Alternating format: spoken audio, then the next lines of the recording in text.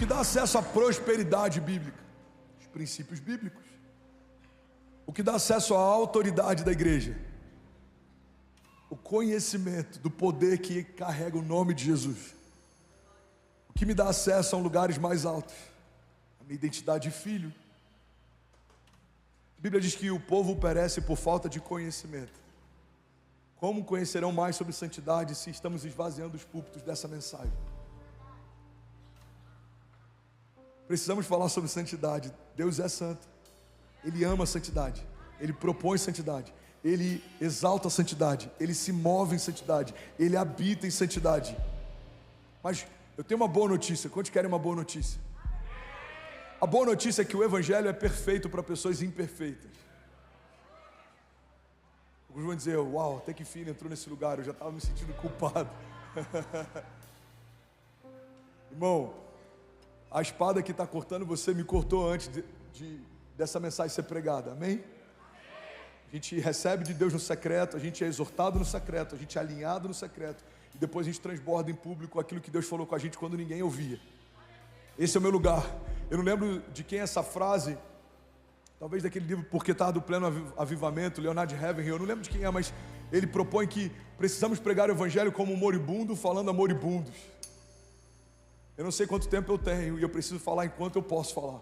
Eu não sei quanto tempo você tem, por isso eu te aconselho a ouvir enquanto você pode ouvir. A vida é um sopro, irmão. A vida é um sopro.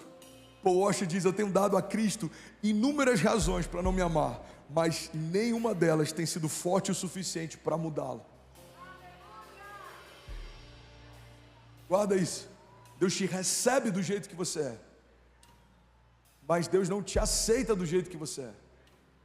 Isso é uma mentira que a gente precisa quebrar, porque a aceitação está ligado a uma validação de comportamento. Eu sou adúltero e Deus me aceita como eu sou. Não, Deus não te aceita adúltero, porque Ele não te desenhou para ser adúltero. Eu sou mentiroso e Deus me aceita como eu sou. Não. Deus não te fez mentiroso, porque Ele não é o pai da mentira. A única paternidade que é atribuída a Satanás é a mentira. Ele é o pai da mentira. Então Ele nos recebe como a gente chega, como a gente está, mas Ele nos leva para um lugar que Ele quer que a gente esteja. Então eu chego sujo e Ele me torna limpo, eu chego cativo e Ele me torna livre, eu chego quebrado, Ele me torna próspero, eu chego perdido, Ele me torna filho. Alguém comigo aqui nessa manhã? Salmos 37:3 diz: confie no Senhor e faça o bem, assim você habitará na terra e desfrutará de segurança. Deleite-se no Senhor e Ele atenderá os desejos do seu coração. Entregue o seu caminho ao Senhor, confie nele e Ele agirá. Tiago 4:7 diz: aproximem-se de Deus e Ele se aproximará de vocês. Irmão, Jesus não morreu por uma religião, Jesus morreu por você. Jesus não morreu pela igreja católica, Jesus não morreu pelo movimento protestante, Jesus não morreu pela Lagoinha de Alphaville, Jesus não morreu por uma denominação, Jesus não morreu por um movimento evangelístico, Jesus não morreu por nada que é institucional, Jesus morreu por você. A Bíblia não diz que Ele fez a nossa denominação segundo a sua imagem e semelhança, mas a Bíblia diz que Ele nos fez segundo a sua imagem e semelhança. Se existe um plano original, precisamos estudar sobre ele. Se existe um projeto original, um propósito original, precisamos persegui-lo. E é por isso que eu falo que a gente está muitas vezes ansioso em relação ao nosso futuro, mas muitas vezes a gente não para meditar sobre a nossa gênese. Irmão, guarda isso. Tem uma pregação minha, inclusive, chamada Back to the Future. Eu falo sobre a importância de voltarmos na nossa origem, para entendermos sobre o nosso futuro. Todas as promessas, as garantias, os desígnios, o seu destino, a sua identidade, os lugares que Deus tem para você, as portas que o Senhor vai abrir, o seu chamado, a sua missão de vida, tudo isso foi, eu vou usar entre aspas, ok? É só uma expressão, uma licença poética, foi tatuado dentro do seu interior, e é por isso que perseguir do lado de fora coisas que nos tragam um sentimento de plenitude é uma corrida vazia, porque não é sobre o que eu conquisto do lado de fora, é sobre o que Deus fala a respeito de mim do lado de dentro. Eu preciso saber como Deus me vê, como Ele me chama, porque Deus não vê como o homem vê. Alguém comigo aqui, diga amém. Não é sobre religião. A religião sempre nos exige algo, o Evangelho sempre nos entrega algo.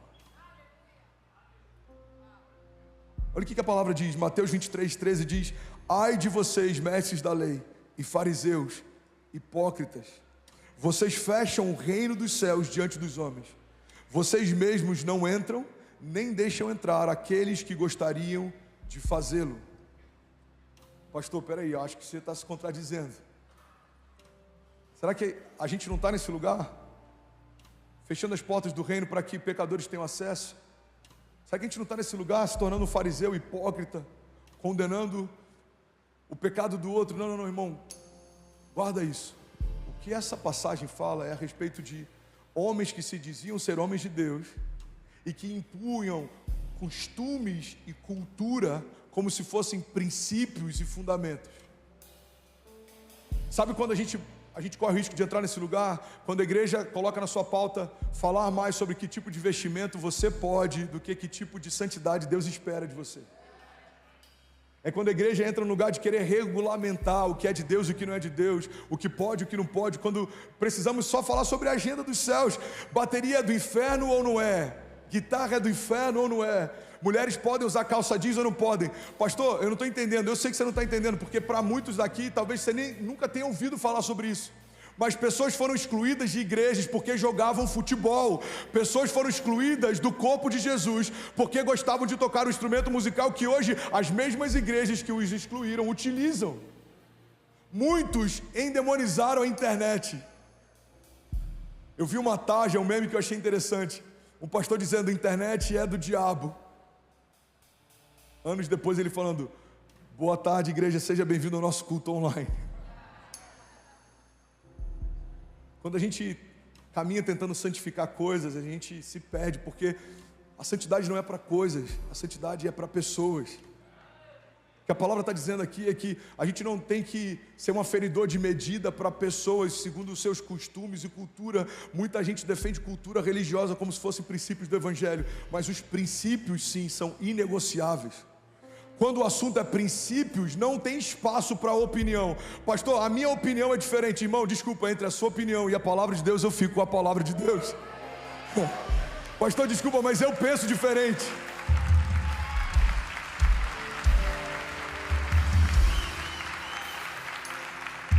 Eu penso diferente. Pois é, mas Deus pensa diferente de você também. E entre os seus pensamentos, os pensamentos de Deus, eu fico com os pensamentos de Deus. Eu bem sei os pensamentos que tenho a vosso respeito, diz o Senhor. Pensamentos de paz e não de mal, para te dar o fim que você deseja. Jesus era uma falha no sistema. Tim Keller, ele tem uma frase que eu amo, ele diz: Jesus não foi apenas um cara legal, que fez o bem no mundo. Você não crucifica caras legais, você crucifica ameaças. Jesus era uma ameaça a um sistema falido, religioso. Jesus era uma ameaça àqueles que falavam em nome de Deus, mas não carregavam Deus. Jesus era uma ameaça porque tudo que ele carregava denunciava o que eles não carregavam. Tudo que ele fazia denunciava o que eles não faziam. Tudo que ele era denunciava o que eles não eram. Irmão, guarda isso, é para esse lugar que a igreja precisa caminhar. A nossa conduta de vida precisa denunciar o pecado. Pastor, não fomos chamados para apontar para o pecado de ninguém, não. A gente não foi chamado para julgar nenhum pecador, isso é fato.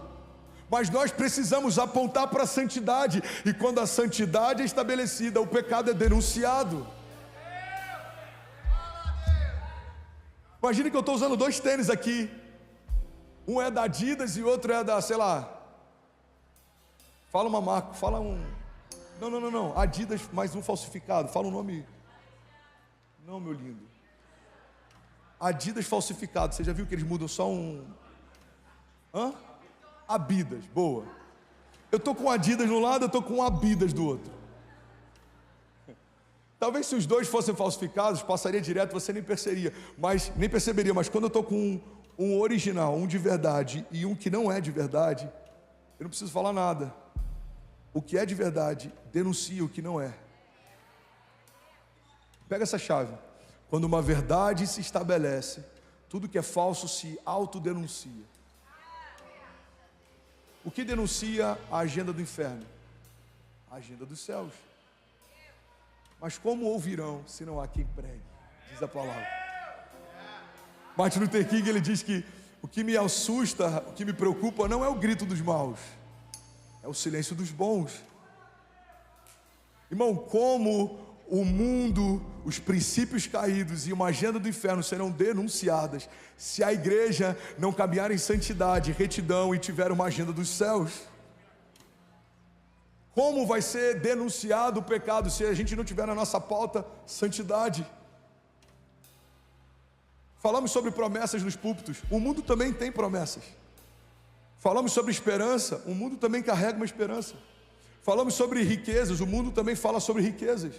Existe uma diferença, irmão, guarda isso. Existe uma diferença a tal ponto de Deus chegar a fazer comparativos. Ele diz: a riqueza que eu tenho para vocês, ela não acrescenta dores. Ou seja, existe uma riqueza diferente da riqueza de Deus.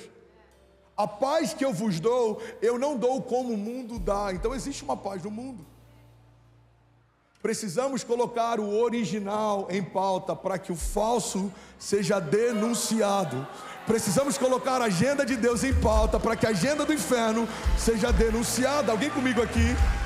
Tudo bem? Você acabou agora de assistir um vídeo. Se você ainda não está inscrito, já se inscreve também no nosso canal, ativa esse sininho aqui embaixo de notificação e toda vez que eu fizer uma live ou estiver transmitindo uma mensagem ao vivo, você vai ser um dos primeiros a saber.